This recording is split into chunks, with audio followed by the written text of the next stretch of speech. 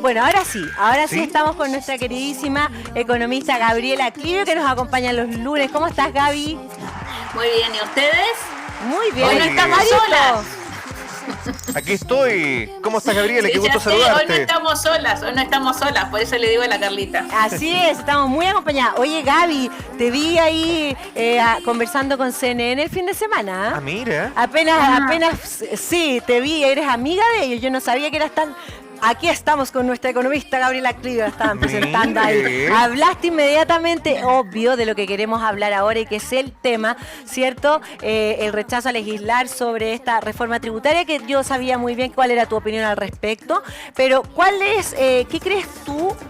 ¿Qué va a pasar ahora? ¿Qué se deberá hacer? Nunca es un buen momento, al parecer, para hacer una reforma tributaria. ¿Cómo quedamos ahora? Claro, es que nosotros justamente habíamos organizado, sin saberlo, o sea, fijamos la fecha, creo que fue a fines de diciembre, un conversatorio en la FEN para hablar justamente de la reforma tributaria. Sí. Y el conversatorio quedó fijado para el jueves 9 de marzo y la decisión de no legislar se tomó el día anterior, que fue el 8 de marzo. Entonces, básicamente nosotros le habíamos puesto de título a esta presentación reforma tributaria, crecimiento versus recaudación. Y en realidad justamente lo que queríamos plantear es que si bien hay personas que van a estar siempre opuestas a tener una reforma tributaria, lo que creíamos era que en realidad no solamente este no es un buen momento, en el sentido de que la economía todavía se encuentra muy débil, con una inflación que sigue siendo muy alta, aunque el último dato de IMASEC sorprendió positivamente y el último dato de IPC también fue bueno porque fue una caída del ritmo de crecimiento de los precios. Igual de todas formas, más allá de que este sea un buen momento o no, porque como tú mismo decías, Carlita, digo, la realidad es que hay gente que siempre va a decir que es un buen momento para una reforma tributaria, pero lo cierto es que en realidad lo que pretende recaudar esta reforma tributaria es mucho. Se pretende recaudar un 3,6% del PIB y en realidad hay que ser realista, porque la reforma anterior, que fue la gran reforma que planteó Bachelet, pretendía recaudar un 3% del PIB y terminó recaudando un 1,5%, entre 1 y 1,5%. Esta reforma pretendía recaudar al principio un 4% del PIB y hoy en día se está hablando de un 3,6% del PIB. Por varias razones se pretendía recaudar esto. Al principio se explicó que esta reforma pretendía recaudar ese 4% porque había que cerrar una brecha con otros países en materia de recaudación, cuando esa en realidad no tiene que ser la razón. La razón tiene que ser que en el fondo hay un cierto nivel de gastos permanentes que se van a empezar a financiar y que tienen que ser financiados con un ingreso permanente. Y el ingreso permanente de un Estado, de un gobierno, son básicamente un aumento de la carga tributaria. Entonces, la razón por la cual se planteó la reforma tributaria originalmente no es la correcta, porque la reforma tributaria o el aumentar la recaudación no puede ser un fin en sí mismo. Tiene que ser un medio para lograr un fin, así como el crecimiento económico, que desde mi punto de vista esta reforma tributaria lo afectaba enormemente en el mediano y largo plazo. El crecimiento económico tampoco es un fin en sí mismo, es un medio para lograr un fin que es la reducción de la pobreza, un nivel de vida mejor, una mejor calidad en la educación, en los servicios que presta el Estado. Esa es la idea del crecimiento. Por eso, desde mi perspectiva, el hecho de que la reforma tributaria que se estaba discutiendo afectaba negativamente al ahorro, a la inversión y por lo tanto al crecimiento, hacía que esta reforma tributaria no fuera buena. O sea, no el tema de la recaudación, lo que hacía desde mi punto de vista que la reforma tributaria, así como estaba planteada, no era una buena reforma, era que afectaba las perspectivas de crecimiento de mediano y largo plazo. Y para mí una buena reforma no tiene que comprometer la perspectiva de crecimiento de mediano y largo plazo. Gabriela, tal como señalas, bueno, tú dices que para ti era una buena reforma y durante los últimos días hemos escuchado distintas voces que hablan de por qué era mala. Lo que me gustaría saber, bajo tu visión, ¿qué era lo bueno de esta reforma? ¿Qué es lo positivo? ¿Qué se debería conservar a futuro? Yo creo que esta reforma, así como estaba planteada Mario, era una mala reforma. Era una reforma que afectaba negativamente a la inversión, que afectaba negativamente al crecimiento. ¿Qué es lo que me parece importante y que se debe mantener? Me parece interesante el tema de los impuestos verdes. Ese me parece un tema muy importante. No solamente la creación de impuestos, sino el buscar impuestos que de alguna forma desestimulen ciertas conductas. Total. Por ejemplo, desestimule la emisión de CO2, desestimule el consumo de ciertas sustancias, dado el problema que enfrentamos de obesidad infantil. Eso me parece muy importante. Me parece importante el pensar, por ejemplo, en aumentar la base impositiva, que es algo que no estaba contemplado en esta reforma. O sea, la realidad es que sigue habiendo un 75% de personas que no pagan impuesto a la renta, y a mí me parece que hay que avanzar en aumentar la base impositiva. O sea, no puede ser que en otros países con los cuales nos gusta tanto compararnos, la situación es exactamente al revés. Hay un 75% de personas que están afectas al impuesto a la renta, mientras que acá hay un 75% de personas que están exentas del pago del impuesto a la renta. Entonces, me parece bien avanzar en eso. No me parece que fuera bueno gravar los stocks. Me parece que en el fondo lo importante es grabar los flujos, porque si no, grabamos 2 veces lo mismo, que no me parece correcto y no debiera suceder nunca. Y lo que sí me parece interesante es luchar contra la ilusión y luchar contra la evasión. Yo considero que las cifras que se manejaban de evasión son mucho más elevadas, lo que mencionaba la reforma y lo que pensaba que se podía recaudar por el tema del combate a la evasión. Me parece que está un poco como fuera de la realidad, pero me parece que el tema hay que tener en cuenta el reducir la evasión y la elusión. Y quizás un gran tema que no se mencione, que para mí es tremendamente importante, es cómo hacemos que el gasto público sea más eficiente. ¿Cómo hacemos, por ejemplo, para no seguir contratando empleados públicos? ¿Cómo hacemos para que se termine el tema del amiguismo? ¿Cómo hacemos para que los programas sociales que tienen una mala evaluación o se terminen o se rediseñen de forma tal que lo que el Estado gasta efectivamente tenga el impacto que se pretenda que debe tener? Sí, oye, Gaby, mira, es increíble porque uno te escucha a ti, ¿cierto? Escuchas a, no sé, pues ponte tú a las mismas palabras de Marcel, las palabras de Carolina Toá.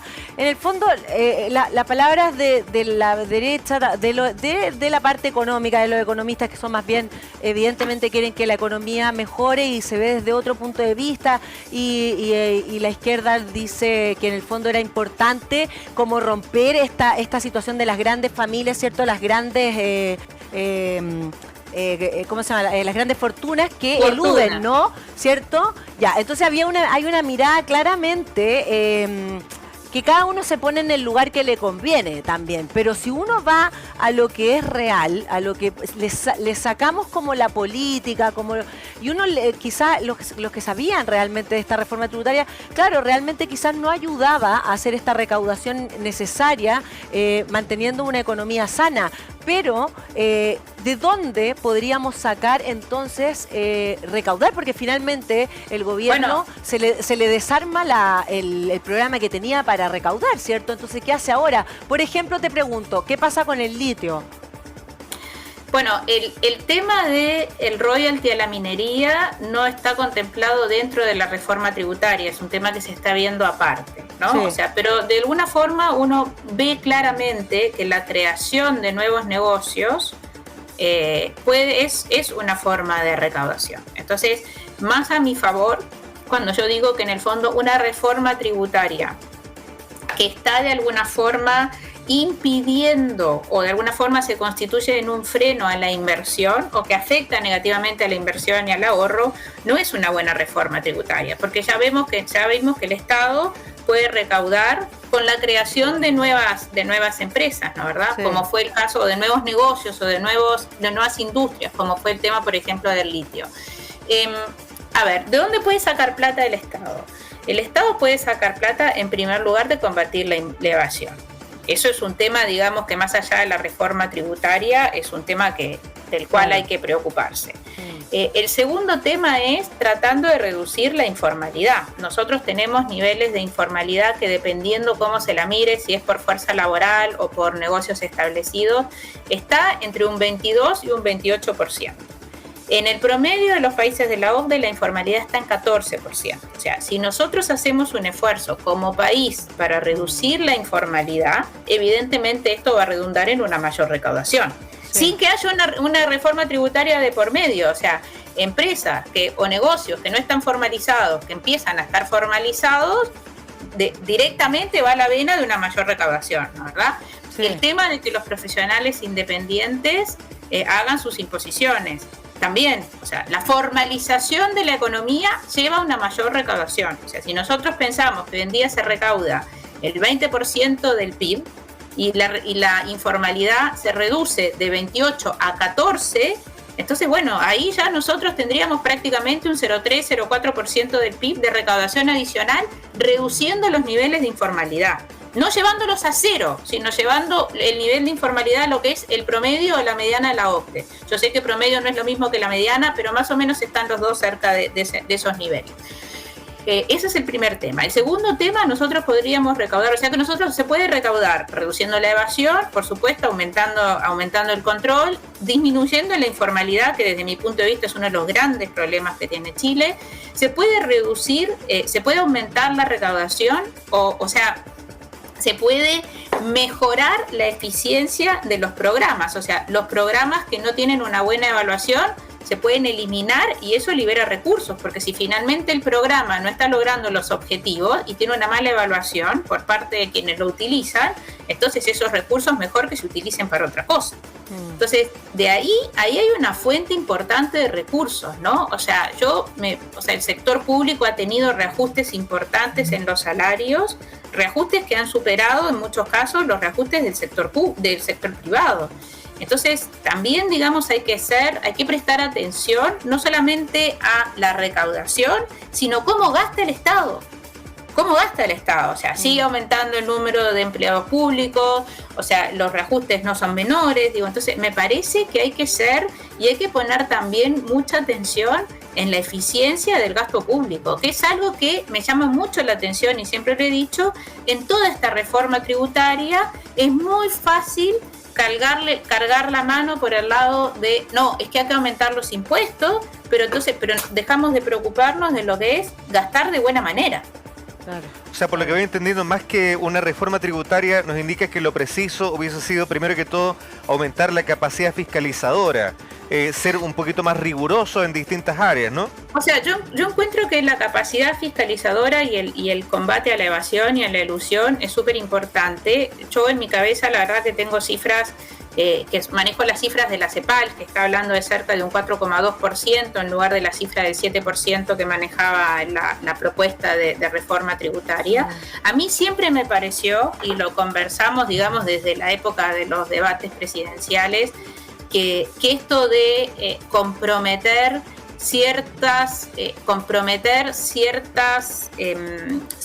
partidas y buscar el financiamiento de ciertas partidas, haciendo que las cosas cuadraran prácticamente como a prepo para poder financiar ciertos gastos sociales.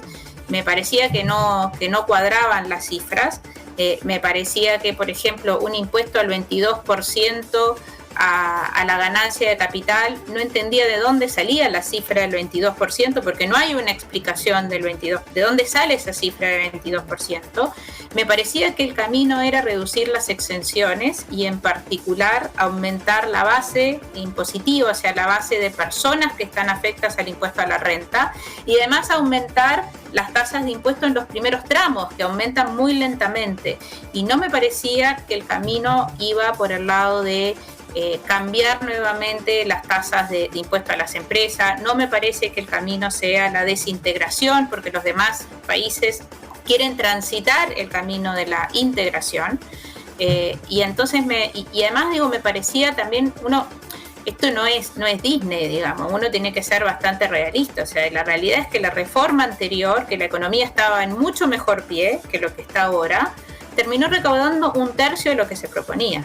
Entonces, comprometerse a hacer ciertos gastos sin estar seguro de poder recaudar lo suficiente para pagar esos gastos, nos pone en una situación complicada desde el punto de vista del endeudamiento, que es algo, y de la sostenibilidad de las finanzas públicas, que me parece que es algo que siempre tenemos que estar mirando. Totalmente. Gaby, como siempre, un gusto hablar contigo. Nos pusimos de pie para despedirnos de ti. Te mandamos un abrazo gigante. Igualmente, que tengan una buena semana. Cuídense. Igual tú, Gaby. Ya.